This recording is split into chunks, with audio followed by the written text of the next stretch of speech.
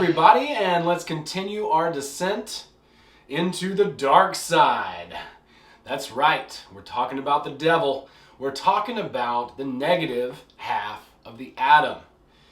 The negative or cathode charge that, if it wasn't for that, this reality wouldn't be possible. So, I'm not saying praise him, but give the devil his due, right? If it wasn't for this terminal on the battery, the negative or the cathode, right, with the positive, then we couldn't experience this physical reality. It wouldn't work, right? So it is what it is. And I know you guys are all trying to get to 5D or whatever, but let's enjoy where we're at.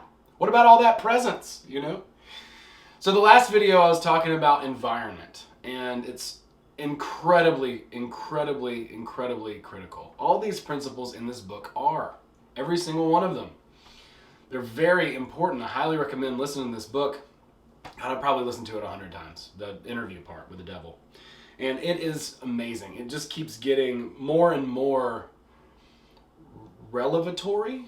I'm not sure, but I'm having a lot of revelations, especially regarding the law of hypnotic rhythm, which, as many of you know, I've done a lot of work in the reality transurfing sort of idea, and that idea of pendulums, it's the directly exact same thing as the law of hypnotic rhythm. It's a different explanation in each one of them, but it's incredibly useful.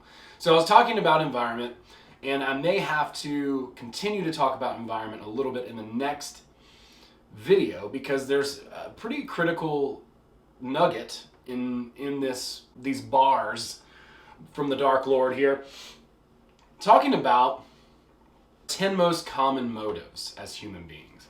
And this was so important, I thought that I needed to do a video just on this, because if we really want to be observers, then we need to understand our own psychology. It does you basically no good to pay attention to yourself if without a reason why, if you can't measure against something, right?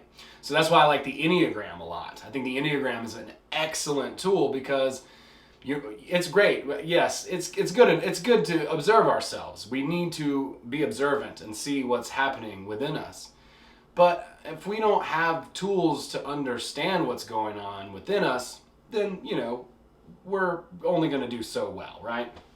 So we want to make sure that we understand what we're looking for, what we're seeing in ourselves, and not just watching, right? He says the 10 most common motives for most people's physical action are these. Number 1, the desire for sex expression and love. Okay, that's number 1. So if you are doing something, anything at all, making eggs, taking out the trash, interviewing for a new job,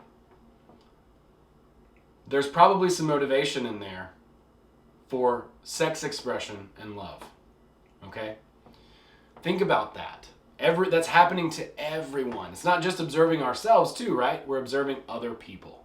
And we see other people who are doing what they do, and they have motives for doing what they're doing too.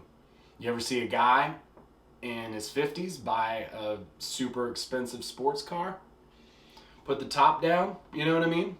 What's his motive? The desire for physical food is the second. And this is something that I talked about in a couple of other videos before. Yeah, it's good. We like food. It's delicious. Like, food tastes good, hot food tastes good, and that's something that we've gotten used to over time as a species. And I think it's something that we've developed into over time, and maybe that wasn't our natural appetite, thousands of years ago, but here we are now, and this is the way our bodies work, and so now we kind of have to, resolve that, right? How are we going to do this type of thing? I'm actually doing a lot better on the food thing. I've been writing things down, and I recommend it. It's a game changer. Just write down what you eat, and you will definitely change your eating habits, or at least that's been my experience. I can't make any promises for you. The third common motive is the desire for spiritual, mental, and physical self-expression. So what I'm doing here, if you're an artist, if you're a musician, you're trying to express something, right? That's a big motivator. It's the third motivator. The third motivator. We want to have this sense of identity. We want people to see what we have to say and what we're expressing and resonate with us and come and be a part of our group and do certain things and that type of thing. The next motivation is the desire for perpetuation of life after death. I got it on pretty good authority that there's no real reason to worry about this. However, we still do. It is part of the human condition. We are pretty underdeveloped as a species, so we're horrified of death. And this is a very true and common thing that most people are dealing with. We are seeing this in the world a lot. People are nervous. They don't want to get sick. They don't want to get hurt. They want to stay safe. And they're afraid of death. But it's inevitable, folks. It's gonna happen. So the sooner you accept it, the better off you're gonna be. The next is the desire for power over others. And this is one where I really have to check myself here, right? Because I don't feel like I want power over anyone else. But there definitely is, like in the expression desire, for people to relate to me, right? For people to identify with what I have to say, agree with my perspective, stand on my soapbox with me, right? And so that's not directly power over others, but in the way that the devil's talking about it, it's definitely something worth examining. Some people really like having power over others, like a lot, like way too much. And anybody who's like flexing like that, I would run for the hills, just saying. The desire for material wealth, okay? And this is an important one to think about. Now, I'm about to go pick up my friend at the airport who said this beautiful nugget of wisdom, and I hope he won't be mad at me for sharing it with you. But I was talking to him the other night. We were talking about stuff. We're both reading similar books. We riff. And we are both comedians, and we both write stuff. And one night we're talking, and he goes, you know, man, some people are so poor, all they have is money. And while the desire for material wealth is really not a bad thing in itself, it's not. Like, we need to, like, as a spiritual community, allow ourselves to, like, be, you know, like, have enough and, like, be abundant and things like that. The thing about it is, though, is that you can't, like, take that with you. You know, you have this wealth, and here's what happens. You get exploited once you get wealth because you're afraid of losing it. So that's the big thing right there. The skills, the real gold, are the people and the things that you can do. Like your abilities, your skills, and the people that you have in your life, that's the real gold right there. That's more wealth than most people could ever generate, no matter how much money they have. But understanding that it is a motivator to have nice things, to have things, right? Like I like my house, I like my car, I like, you know, and I have all kinds of just knickknacks on the shelf, like a lot of pieces of art that were mostly gifts from really talented artists and, you know, things like that. And I do cherish that. To me, that is like, that resembles wealth more than like a luxury sedan, right? Not trying to drive a Buick. The desire for knowledge is the next motivation that the devil says. The desire for knowledge. I know this one, and I'll tell you what, there's a pitfall here. You can get too much knowledge. You can be completely stifled and not apply any knowledge.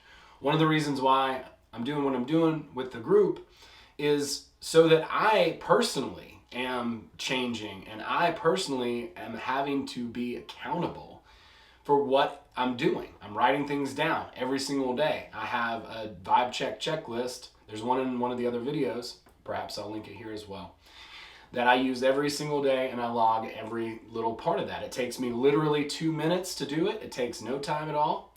It's just real quick, check, check, check. Did I do the Wim Hof breathing? Did I exercise today? What did I eat? Okay, what was my mantra for the day? And then I just like free fly. You know, I've got one that pops up on my phone, so I can just kind of check that box, right? But keeping track of this kind of stuff can really make a huge difference.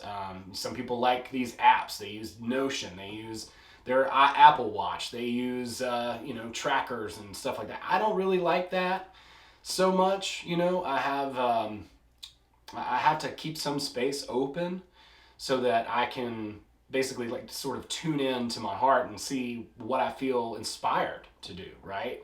I don't want a computer to tell me what to do on the computer all day. It's a lot. And the final one is the desire to imitate others. The desire to imitate others. This one's really, really, really, really important, especially as it relates to the law of hypnotic rhythm or pendulums, right? The desire to imitate others. I see someone, I think they're cool, I want to be like Mike, right? That's what happens is we see these goals that someone else has attained and we think that's what we want because that looks cool. No, I recommend instead taking a little bit of an inventory and saying, hey, what is it that person has had to do to get to that point? Right? We want to be like other people. We pick up so much in our subconscious mind all the time, all the time, all the time. Really, our subconscious mind is picking up everything. And our conscious mind is picking up only some things, right? There's so much more to us. There's so much more depth than just what we're conscious of. So, yeah. So I thought I would share those. They're really important. I want to get back on next week on track. Only a couple more videos left, but if you haven't done it yet, they took down my favorite version. Actually, it's no longer on YouTube, on Cryptomania, it's gone. But there's several other channels that are housing this, this interview with the devil, and I recommend listening to it. Not once, not twice, but many, many times. There are so many nuggets of golden wisdom in this book. I cannot overemphasize it enough. Thank you guys so much. Check out my Facebook group, #GetCoached, and you know, come hang out with me. I appreciate the connection. Send me an email, solutionsnotrevolutions.com. Solutions, not revolutions. Come on. At gmail.com and bootsy@greenwood.com. Thank you to Content Safe for keeping this video all over the internet.